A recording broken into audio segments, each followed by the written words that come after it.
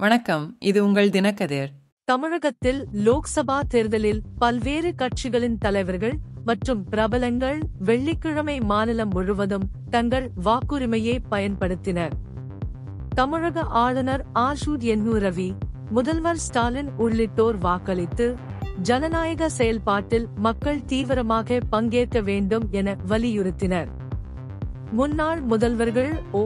Panneerselvam, Edappadi K. Palaniswami ஆகியோரும் தங்களது வாக்குரிமையை பயன்படுத்தினர்.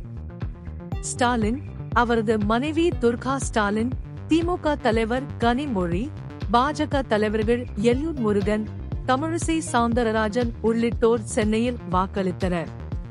முன்னாள் முதல்வர்கள் பழனிசாமி மற்றும் பன்னீர்செல்வம் ஆகியோர் முறையே சேலத்திலும், தகவல் தொழில்நுட்பத்துறை அமைச்சர் பழனிவேல் தியாகராஜன் மதுரையிலும் வாக்களித்தனர்.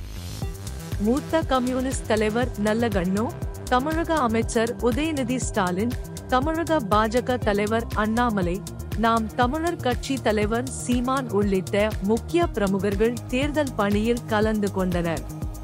அண்டை மாநிலமான புதுச்சேரியில் முதல்வர் என். ரங்கசாமி வாக்களிக்க இருசக்கர வாகனத்தில் வாக்குச்சாவடிக்கு வந்தார். துரதிருஷ்டவசமாக சேலத்தில் 2 வயதான வாக்காளர்கள் வாக்களிக்க வாக்குச்சாவடிக்கு வந்த பிறகு உயிரிழந்தனர். இது மாநில தலைமை தேர்தல் அதிகாரி சத்யபிரதா சாஹூவின் விசாரணையை தூண்டியது. இது உங்கள் தினக்கதிர். நன்றி.